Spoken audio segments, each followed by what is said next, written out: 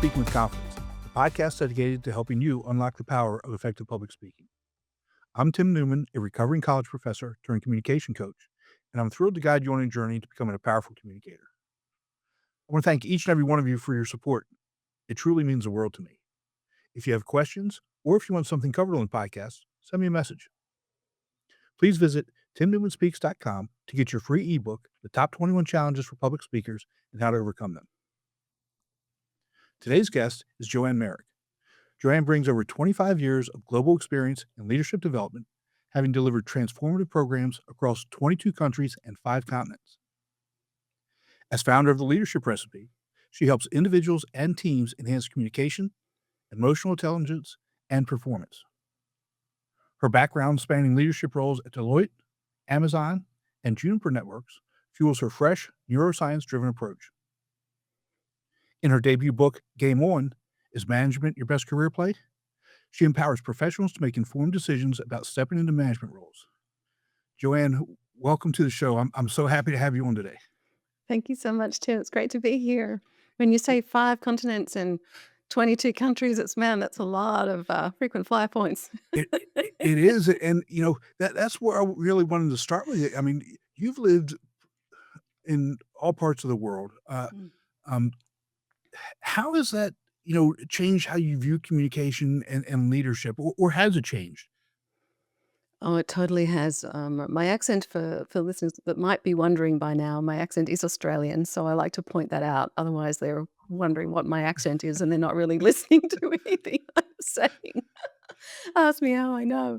Yes, so I left Australia about 17 years ago, and I moved to Hong Kong, of all places. I lived there for 3.5 years, and that was a real transition for me, even though at that point I'd spent a lot of time training and traveling in and around Asia and all parts of Asia, from India, Japan, China, Thailand, you name it.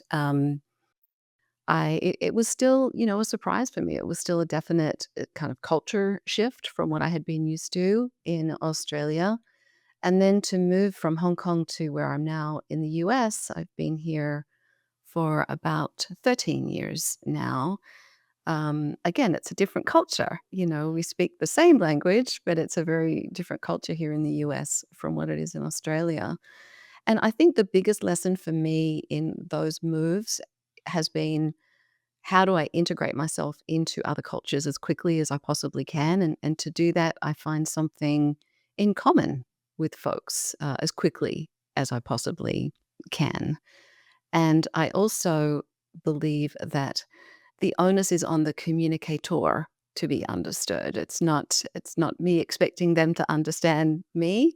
My responsibility is absolutely to be understood, and I truly believe that that's important in the realm of management that I know we're going to talk about today as well. But it's my responsibility to get my message across, to be accountable for the impact that I'm having, and that's been, I think, one of the biggest lessons from living in a couple of different countries.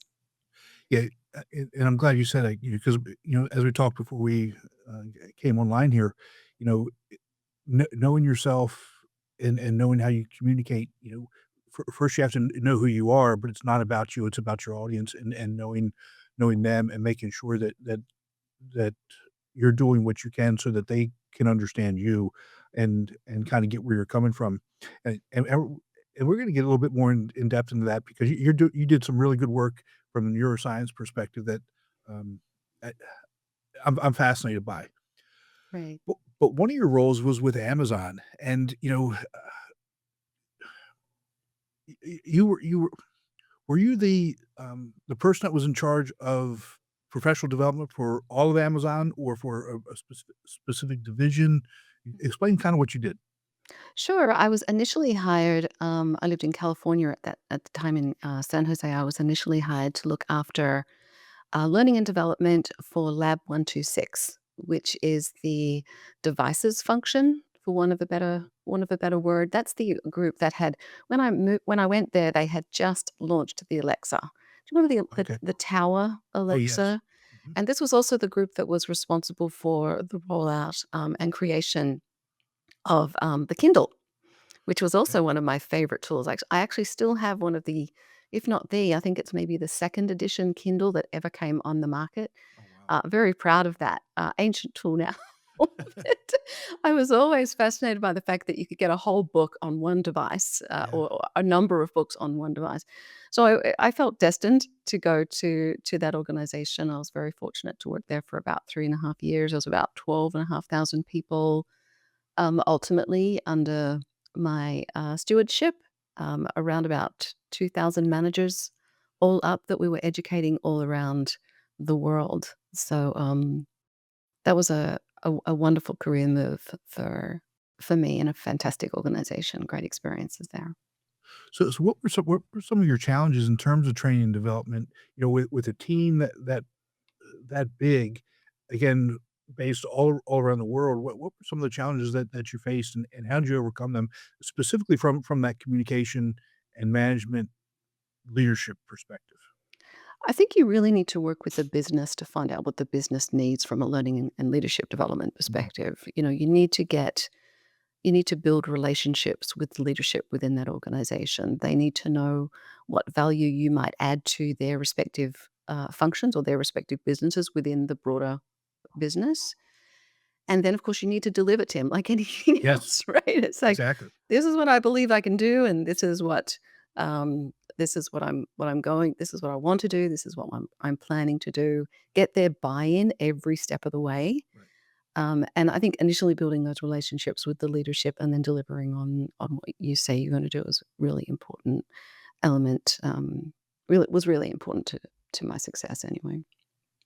The buy-in is so important, like you said. I was at a conference last week, and, we were just having kind of a roundtable talk, and I I talked about how I accomplished something, a number of years ago, which, some places are doing, some places aren't, and the question was, how did I do that?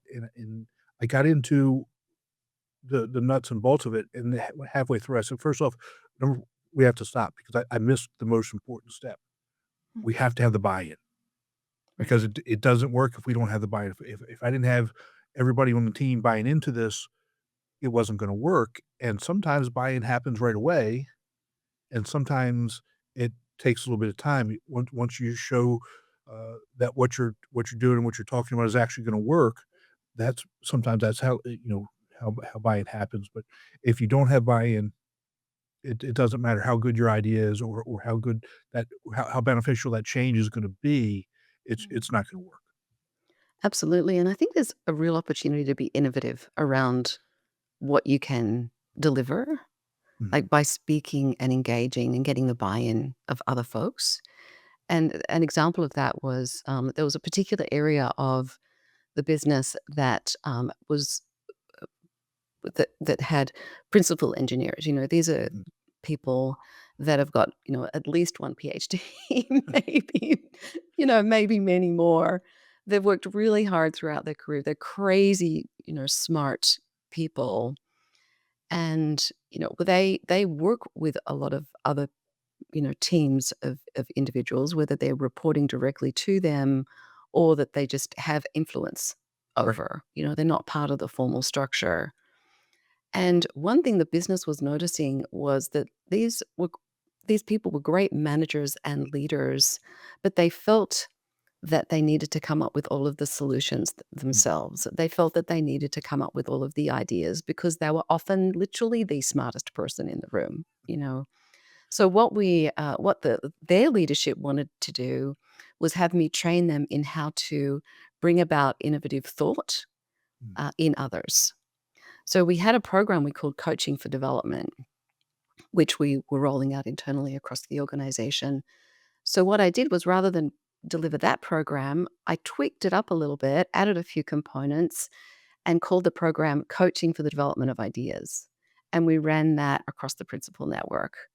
And it was a fantastic way to train really, really smart people to have better conversations, to be more right, kind of inclusive, to be more curious about mhm, what their teams brought to the table, the ideas their teams brought to the table, and for them ultimately to not really feel like they had to come up with all the solutions themselves. In fact, they realized at the end of it all that they could actually get better solutions from engaging and interacting with their teams. yeah. So it was a win-win for everyone, But that was an example of a program that required a little bit of innovation, lots of conversation and collaboration with the leadership, and was really about solving a real business problem. Mhm. And you giving up control or and I'm not I don't even know that control is the right word, giving up the whole idea that everything rests on your shoulders, and if you don't have the solution, then it's gonna fall apart. That's that's a tough obstacle to overcome, especially for, those people that are that smart, are generally the type A personalities that are generally the ones that, have always had, the ideas, have always been able to communicate their ideas, and that's one of the reasons why they get into those positions, and now you're asking them to give up some of that. That's a big ask. Yeah, absolutely. It's not easy, but they need to see the light at the end of Mm, the tunnel yeah, and know that it's not a train coming in the opposite direction, right? They need to see the benefit in the collaboration, the communication, the engagement, the influence, the bringing about of ideas in other people for the betterment of themselves right, and obviously their functions and the business. So it's a personal journey that they need to go through as well. And that's why we would often run programs that went over, maybe a 2, 3 day period. mhm, Not all day, obviously, but 2 or 3 right, days. We've still got to get our jobs done. But it was an engaging experience for them that they engaged in together with their leaders. right, And that I think is another important component of building learning and development functions within organizations right, is to get the full leadership on board. And even if the higher leaders, know about, how to give feedback appropriately or how to communicate or how to, set visions or how to set goals or whatever. They've done it before. They've attended training maybe before in their careers. mhm, But to be involved in those kinds of programs with their teams yeah, has this powerful, really engaging element to it, mhm, and it's a win-win for their teams, and it's also a win-win for the leaders because they get to see their teams function under a completely different light, and they're all learning the same thing, right? They start singing from the same hymn book, so to speak, and they create a language, they communicate in a way mhm, that just becomes ultimately more efficient and more effective because they've all been part of the same experience. right. And it builds trust. It builds Oh, trust absolutely. trust from the leadership to the team that shows that they trust them to do what they need to do, and and that they're gonna have the ownership or the buy-in, and they trust the team with the leaders that if something doesn't work, it's not gonna blow up in their face. That's right. They're working through these issues and problems together, success comes together, and, it really does take, the entire team to take it to the next level. Yeah. That's incredible. Um, and we talk about communication most of the time, from us speaking, right? But there are so many other aspects of good communication that's critical, such as listening and nonverbal, facial expressions, body language, etc. Yeah. What have you noticed in your career that people could use some help on in terms of good communication? And what have you noticed from people that do it really well? I think the people that do it really well, there's a congruence between what they're saying, Mhm. what their faces are expressing, what their bodies are are Right. are are showing at the same time. There's this congruence between those elements that enables the person that they're communicating with to kind of feel at ease, to feel comfortable, to feel valued, to really feel, the trust, as you mentioned before, and kind of they're literally more capable of opening up and engaging and having a better conversation. The biggest challenge that I've found with a lot of leaders, especially new managers, they're not as self aware potentially around what is going on with their body Uh, physically while they're having conversations with other people. And, the classic example is when you're sitting across from someone and you're kind of face to face to them, but their body is sideways, or they're looking out the window half the time rather than looking at at you, or they've got their arms folded in front of their Right. chest, kind of in kind of like a self-protection, kind of mode. I have encouraged leaders to, as uncomfortable as they might be in the moment, right? They might feel like closing down, having facing a different direction from the person that they're talking to. They may feel like they want to do that, but they can't, because their main aim is to communicate effectively and to have the other person feel comfortable in engaging and communicating with them. So they need to do whatever they can do, especially as it relates to their own body language, to enable that increased level of comfort in the person that they're communicating with. And it's hard for some people. Yeah, I see that, and how much do you think that transfers over to, the younger professionals and how they learn how to communicate in terms of, when they move up into those types of positions or when they have to have tough conversations or that, okay, so, you know, I've been in this type of scenario 5 times, and 4 of those times, this is how the person who was in that role acted, so that's probably, my go-to as well. Yeah, I think it starts with self-awareness and being Mm, curious around how the impact that you're having on other people. And I'm a huge advocate of 360 assessments, especially for managers and new managers as they're starting to learn a trade. And it is a trade, it is a learnable trade. yes, To be a great manager, it's not something that necessarily comes naturally to everyone, but it is something that can be learned.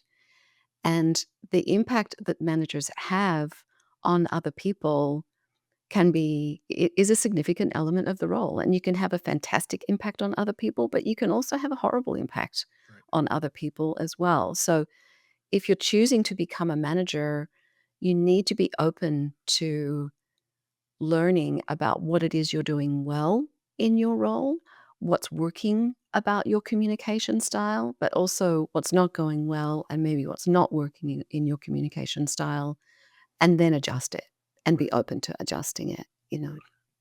And I love the idea of the 360 evaluations, the Myers-Briggs, the Discus, those types of assessments as well, because, you know, you as a team member can learn how, your coworker or your manager or leader thinks, and they same with you, and then you can kinda mold your interactions to get the best out of them from that perspective.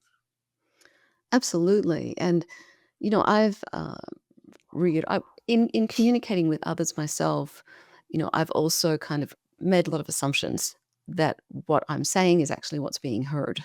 Right, And then they might reflect back to me what I said in an active listening kind of sequence, because that's what they've been taught to do, right? right, So they actively listen and they do that really well, and they do reflect what I said, but they don't necessarily reflect what I meant. right, So that means that I've absolutely miscommunicated. There's an equation out there for the engineers that might be listening, that your intent of what you communicate or what you want to communicate needs to equal your impact. right. And if it's not, then there's something wrong with how you're communicating it. And it's up to you to do something about fixing that. And being open to people's feedback, being open to understanding that what you say is not necessarily how it might be interpreted by other people, and adjusting that along the way is the way that we learn.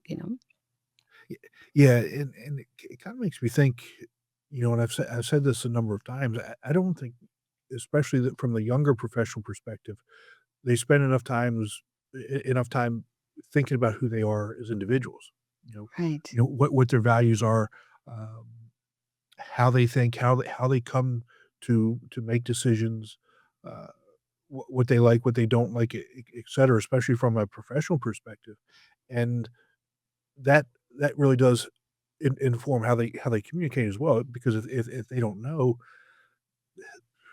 it comes back to the idea of being self-aware or the idea of emotional intelligence. Right. Absolutely. And it's been if they want to be a manager, I believe the onus is on them Yes. to be more curious than ever about what impact they're having on other people, because managers, just in the very nature of the role, have a responsibility to do that because of the significant impact they have on other people. Right, right.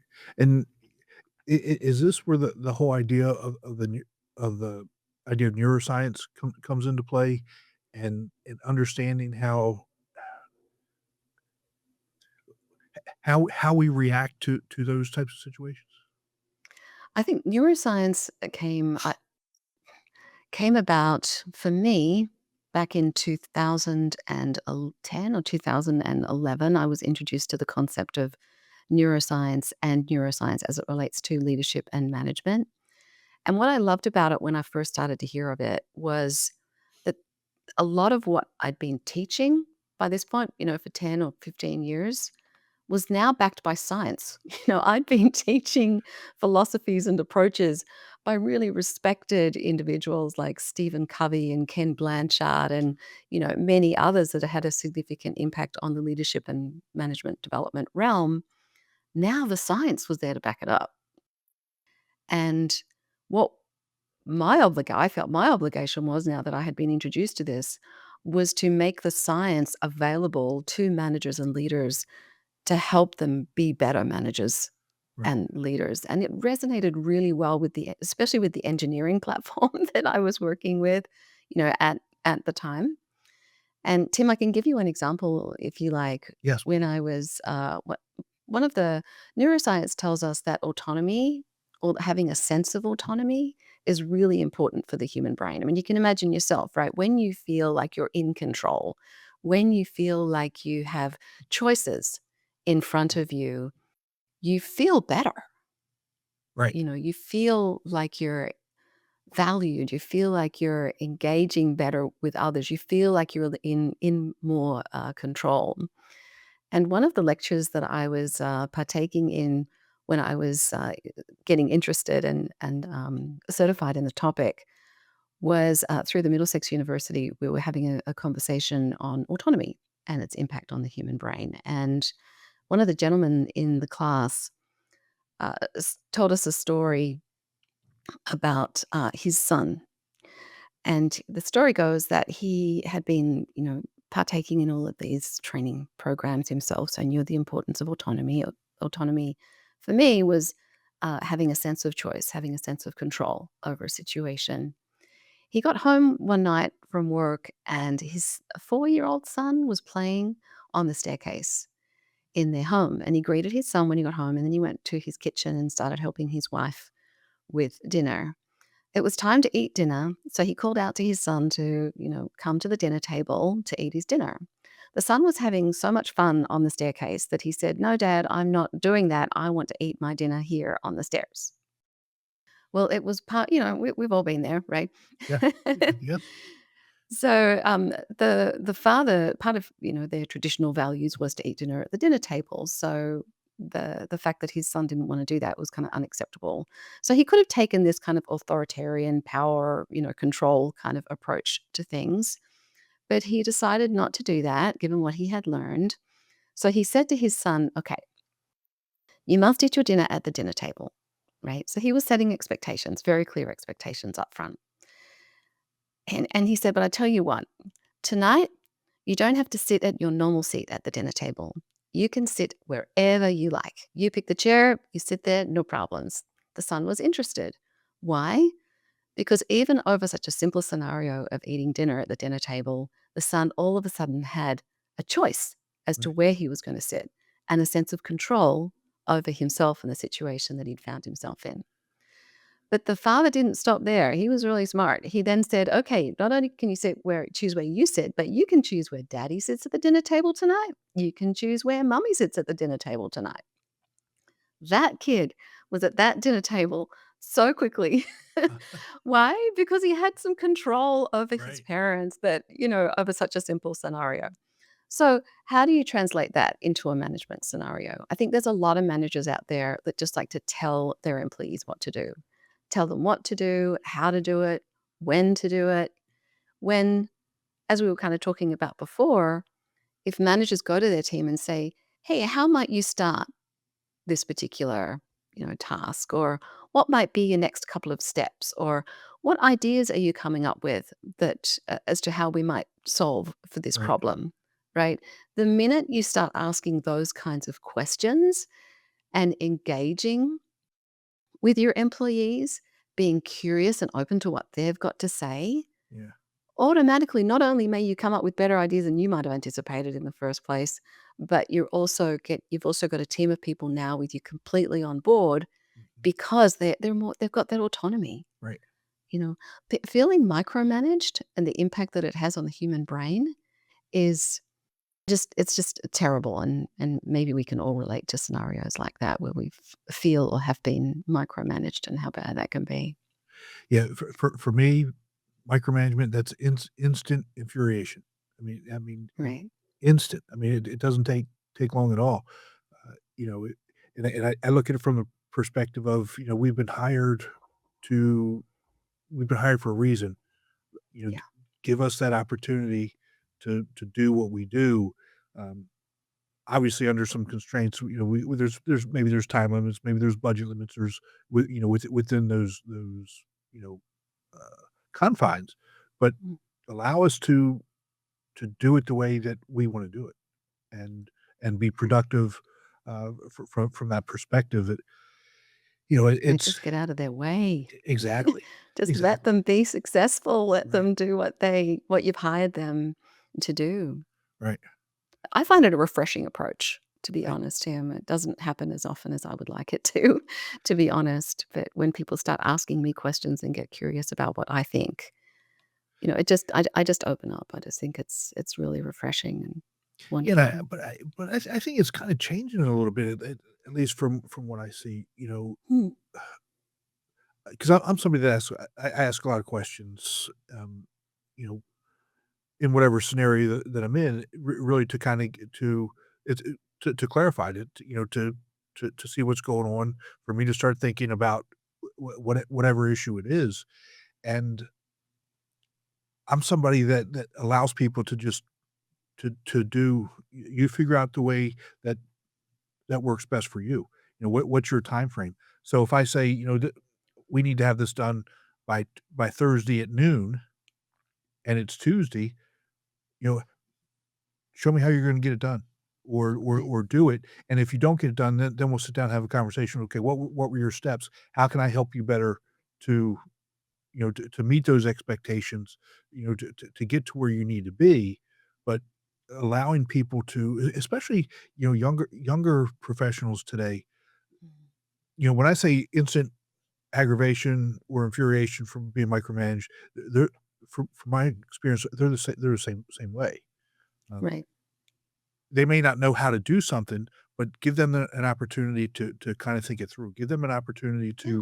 to try different ways to come up with solving a solution, whatever it is that they're working on. And then if that doesn't work, sit down and help guide them and mentor them from that perspective. Yeah, I think it's situational too. Like when you've got a new hire come into the organization, you may not necessarily immediately sit down and say, "Hey, so how do you think you should do this?" Or, what Right, you might need to give those kinds of people a little bit more guidance. But or if you have had someone who's reporting to you, and has been for quite some time, the last thing you're going to do is micromanage them right. because that's just going to put you both offside at the Exactly, end of the exactly. day. So it is, situational, but that's part of being a great manager is, I call it the manager antennae, like Oh, yeah.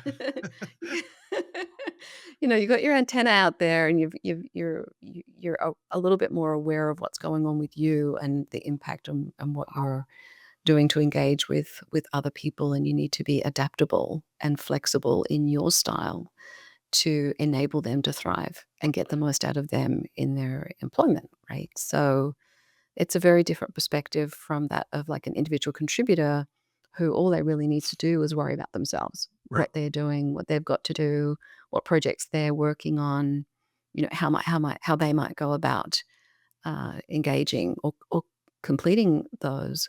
Whereas when you're a manager, it's just like not about you anymore. right. It's about getting the most out of other Of people other people, and right. about getting results and outcomes, sometimes in ways that or in situations where the people that are reporting to you don't want to do the work, or even want to be engaged in the project. So it's there's a lot of complexity to being a great manager that I feel a lot of people don't give due consideration to before jumping in Right. to the role. And I think it's important for folks, individual contributors that are thinking about doing so, to really be curious about the role and what the full end to end components of the role are. Yeah, and I don't know how realistic this is, but, you know,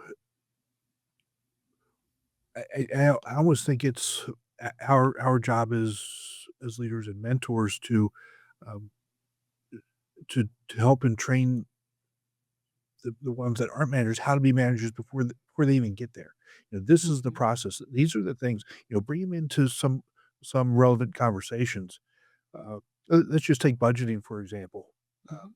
If you've never had to deal with a complex budget, bring them in and say, "Okay, here's the deal. Here's the big picture. Okay, these are the things I'm thinking about over here. This is what has to be done over here, and we need to bring in this much revenue, or we need to cut this much from the budget. These are the things that we're thinking about. How would you go about doing that? Or, Yeah. what are you thinking from your position? And understand that it's not always gonna work out in our favor. You know, Right, it may not work out for me this time, but if it's what's best for the team, if it's what's best for the organization, that is what it is, and we may get what we want next time, but bring them in and teach them some of those d or things that have to be thought about in terms of making those decisions. right. Yeah. You might have heard of the 70-20-10 rule that's out there, Tim, around adult education is that 70% of what we learn is actually on the job, engaging in what we do, 20% from coaches or mentors or other significant people in our lives. And much to my chagrin as an educator, Yeah, only 10% of what we learn is in the classroom. right, However, that 10% is a really important component because right, you learn in a management program what you need to do, how you need to do it in as a realistic time frame or realistic right. experience as the trainers can provide for you. And then you go out to the world and you engage in that. I call it like you have a toolkit of Yes, management skills, and you need to draw on that toolkit at any given time under any given circumstance. So there's a number of things that folks need to learn. But I do wonder, Tim, you might relate to this as well, that whatever happened to our apprenticeship culture? They're yes, plumbers, electricians, we would not let an electrician into our home unless they were fully certified, right, right? They could just right, do too much damage. right. So, or a plumber or, whatever else for that matter. But I think the way that they learn is possibly one of the best ways that adults do Yes, learn, like yes, to your point, where you do a form of apprenticeship or you get insight or time with your manager where they engage with you on the management element or right. management component, the pure management component of their role, and budgeting is a great example. Yeah. Yeah, coming from the education industry, where I spent the majority of my career, there is no training whatsoever for people that, number 1, that are professors, number 2, that go Right. from being a professor into administration. Most of us weren't ever taught how to teach, but we're teaching. Mhm. Mhm. Most of us, as we go from being faculty into administration, have never managed anything outside of our own self, and now Right? we're in charge. First off, we're in charge of teaching students. It's kind of important, and then we're in Mhm. charge of managing faculty members and budgets and all these types of things with no idea how to do it, and we're just expected to do it well, and we wonder why some of the issues we Yeah. have them. Make it up as we go along, Yeah, right? And yeah. It's I you know it's bizarre. So, unless you have some innate skills of, you know, being able to analyze things and being able to, uh, manage people, I mean, you can have some of that, but you still need to learn. You still need to understand, human behavior. You still need to learn how to accomplish things, how to get that buy-in, how to manage budget, for Yeah, what the priorities are. What the president's priorities may not be what your priorities are, and that's right. and and being able to communicate those types of things. And I think I think across the board, and obviously those types of things happen in private business as well, that, Mm. most of the time the managers are people that have done their job really well, they're just promoted, Yeah. and and with no training or no skills, and we wonder why there's such, turmoil. Yeah, it's a completely different skill set. Yes. I would hope that there are some things that individual contributors can do in order to start growing and developing management and leadership skills while they're individual contributors. First of all, there's a number, if a lot of great companies offer fantastic training programs Yes. for them, that's great. But also, there's a number of institutes out there, such as Harvard, that have online courses that are Mhm. free. There are Udemy program. I mean, I'm not associated or affiliated with any of these, but I have found some fantastic free online programs that at least start opening the door to helping individual contributors understand what the skills are that they Right. need to develop, and then start putting them into practice, whether it's if it's in the working environment, fantastic, but a lot of people don't feel comfortable using or practicing some of those skills in the work environment. So start practicing them at home. Yes. For example, facilitate a conversation with your family over an important topic, Like um, dinner. Like like a dinner, right? Over, Yeah. yeah. Start doing, things like that, engaging your team, organizing events or functions, getting people together, getting feedback from them on how you're communicating. Have them watch your body language, for example, when you're communicating things. You know, engage with a safe community of Yes. folks in developing these skills so that when and if you do become a manager, you're so much more practiced. Right. And, we and when you become a manager, you still need to practice. I think the old adage, Tim, is practice amateurs practice to get things right, but professionals, they still practice, and that's to keep from getting things wrong. Exactly. Exactly. And this also lends itself to the neuroscience of things too. We're developing neural networks every single second of every single day, and those neural networks need to be um, created, recreated, and Recreated, refreshed, recreated and over right. time and refreshed over time in order for them to become just a part of who we are. And it's such an important point. I mentioned that I was at a conference last week, and what I talked about one of the things I talked about was, you know, being a recovering college professor, so I don't have the interaction with people that I used to. Right. The majority of my interaction is like this, and I said, Yeah. I really miss that actual human face-to-face interaction, sitting down with somebody, shaking somebody's hand, um, being in a room with a group of people to be able to have a discussion where, these types of discussions are great, but to me, there's really something different and special about, being in the same room with somebody and Absolutely. having those types of conversations. And if we don't do that on a regular basis, what does that do to our our, our levels of communication? Mhm. I mean, it's so much different. It's so much different having, let's just say we had 10 people in here, having a conversation in here is very Mhm. different than having a conversation with 10 people in a room.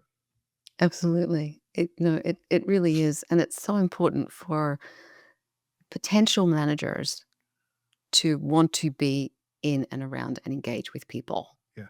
because that's the That's nature what of you the do. job, right? Exactly. That's what you do. Exactly. And, I completely get it. There are some people that feel less comfortable in that realm and some people that feel more comfortable.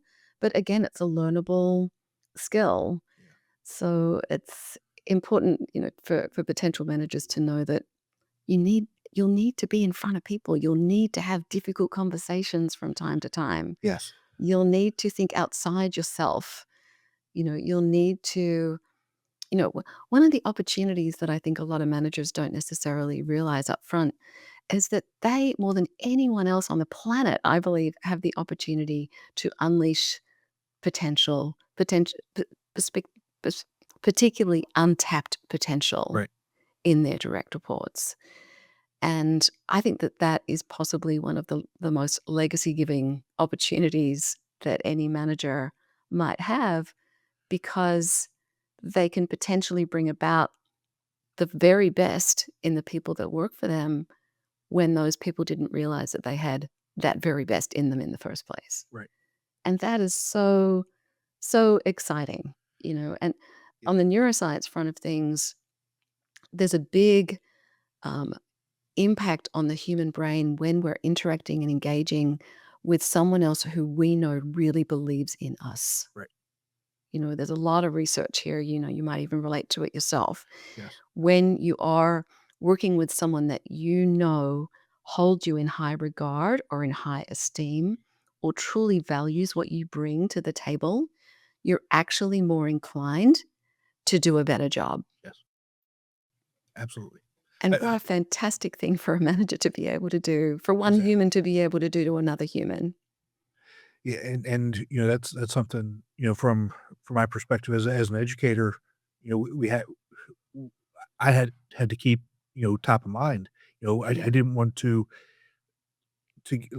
let a student think that I didn't think that they could do something, right. because that whether I thought they could or not, you know, the j that really affects, like you said, how they viewed themselves, how much effort they were gonna put into it, and how Yeah, how they viewed actually moving forward. yeah, absolutely. I've done many things that I never thought I could ever possibly do, Yeah, but someone else believed in me enough to believe that I could do it, and you know what? I did. exactly. And I just think for me, those individuals are amongst the most amazing human beings walking this planet, and I will be forever thankful, to them because they saw something in me that I didn't, at least initially. I surprised myself. Maybe I surprised them, I don't know. But whatever happened, it worked. It's so, well, that really kinda goes to one of the pieces in your book that really kinda resonated with me, Mhm. where you talked about, the most important skills, um, for being a manager, Yeah, is communication, collaboration, emotional intelligence, and the whole idea of innovation and leadership, and as I was reading and thinking about it, I don't know that you could have one if you don't have the others. right. They definitely overlap Yeah, in quite significant ways. I agree. you know, and getting back to what we started with, the whole idea that it's about the people, it's about the relationships, it's about knowing them, and making sure that there's that connection, finding that commonality and building that relationship. That is, to me, that's the real battle, because uh, uh, unless you're an architect, unless you're a surgeon, Mm, a rocket scientist, what we do is, it's not rocket science. I say that. It's about building connections, building relationships, and yeah. once you do that, everything else takes care of itself. Yeah, I think one thing that's fascinating for me about the role of a manager is most of us at some point in our lives have a manager, Yes. you know, at some point, all of us have parents too. I Yes. believe our parents are often our first managers, Yes, they are. in life, and they're the ones that we learn a lot from and ultimately, kind of enable us to become who we are. And I believe managers have the opportunity and have as significant impact in some respects as Absolutely. parents Yes. do. When you look at the functions of management, they're doing all of it, Yeah, whether we realize it or not. Now, once you become a grandparent, you don't have to do any of that stuff. You just get to have fun that's and right. and have extra sugar. It's all ice cream and candy. Exactly. Exactly. Can absolutely relate to that as well.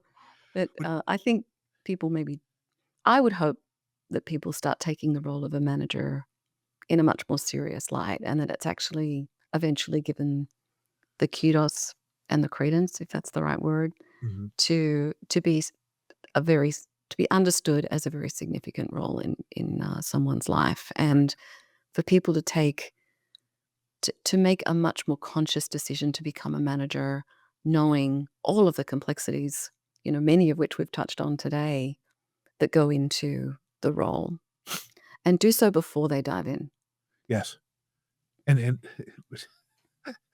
so you don't wake up one day and not have any idea what's going on, and you have your whole team, breathing down your neck because you Right? because you're You know? micromanaging somebody.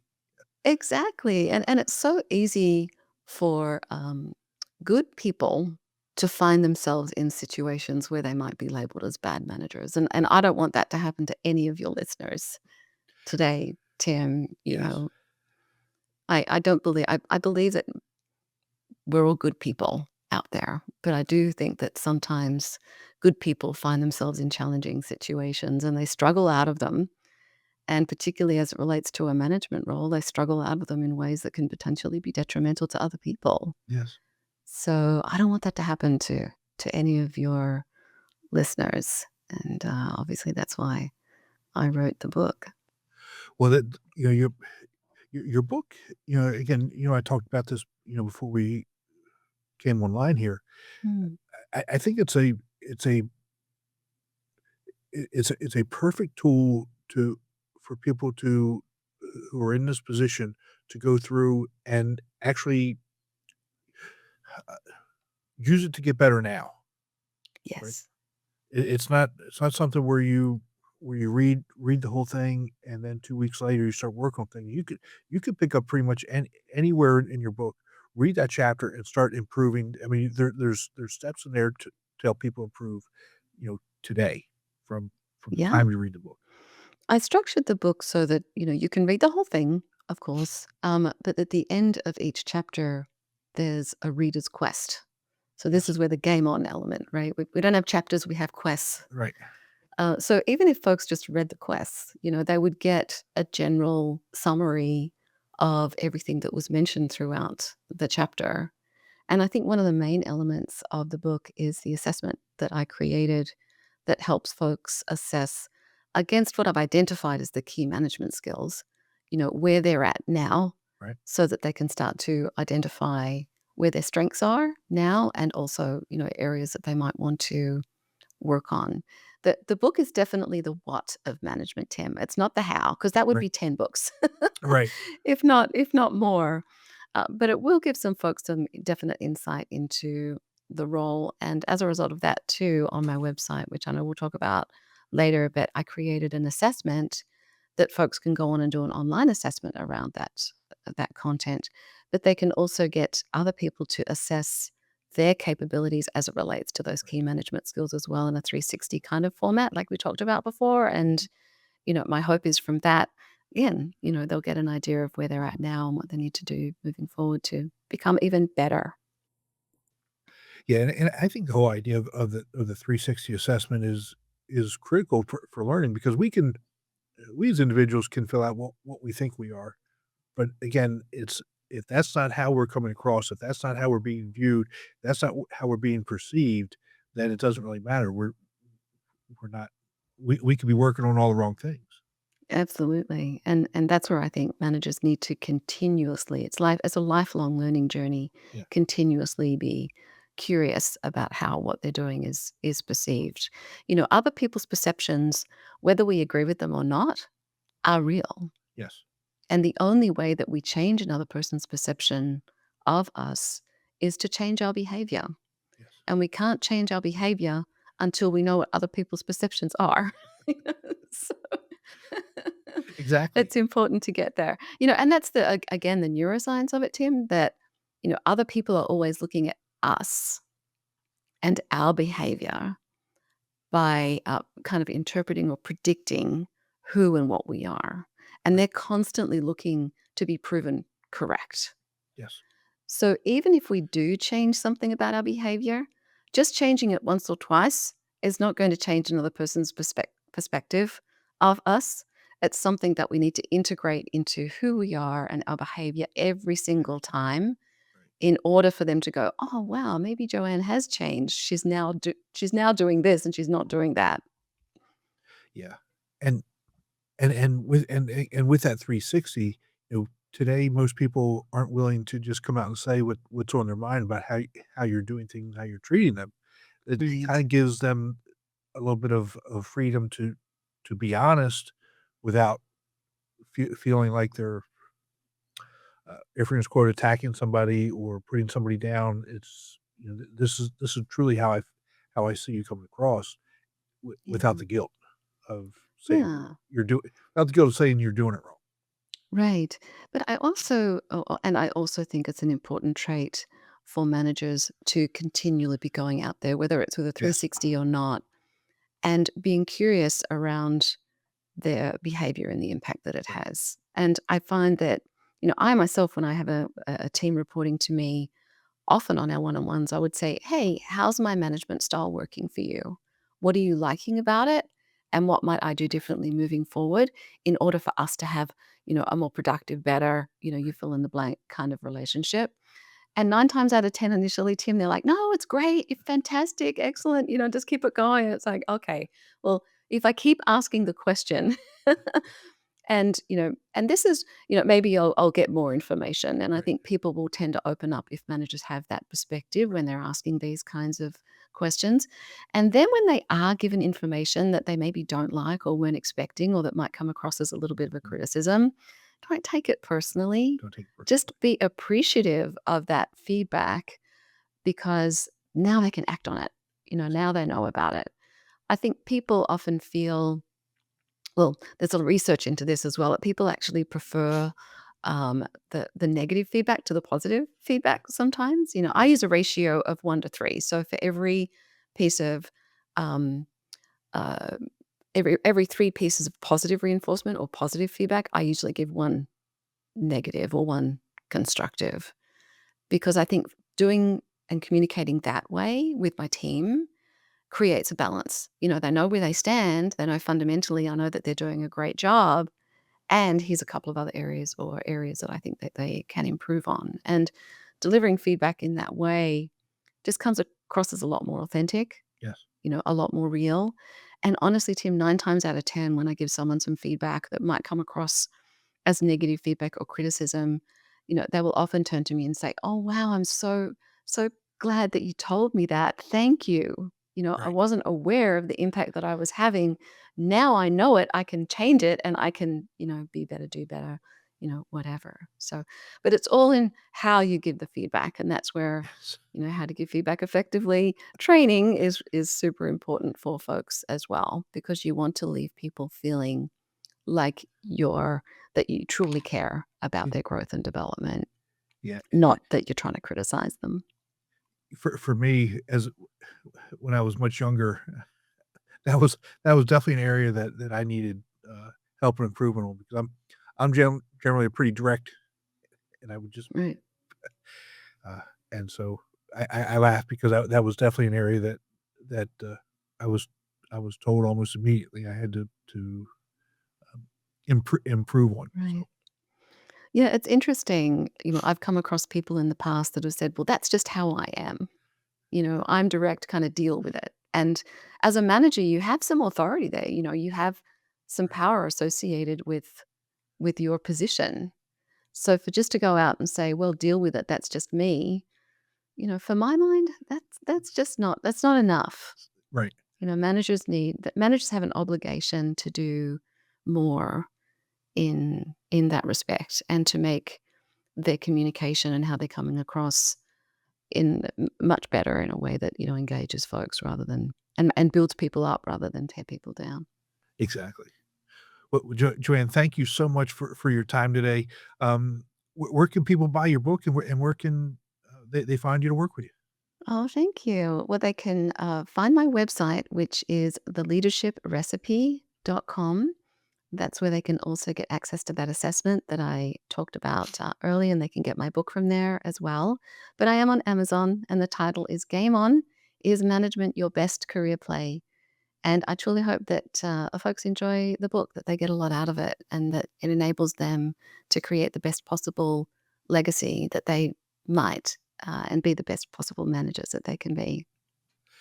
Well, again, I think the book is a tremendous tool, and I'm sure that those that buy it and go through it will get a ton out of it and get better from that perspective. But I really enjoyed the conversation. Me too. I can't wait till we can connect again. And again, thanks so much for your time. My pleasure. Thank you so much. Be sure to visit speakingwithconfidencepodcast.com to get your free ebook, Top 21 Challenges for Public Speakers and How to Overcome Them. You can also register for the Forming for Public Speaking course. Always remember, your voice has the power to change the world. We'll talk to you next time. Take care.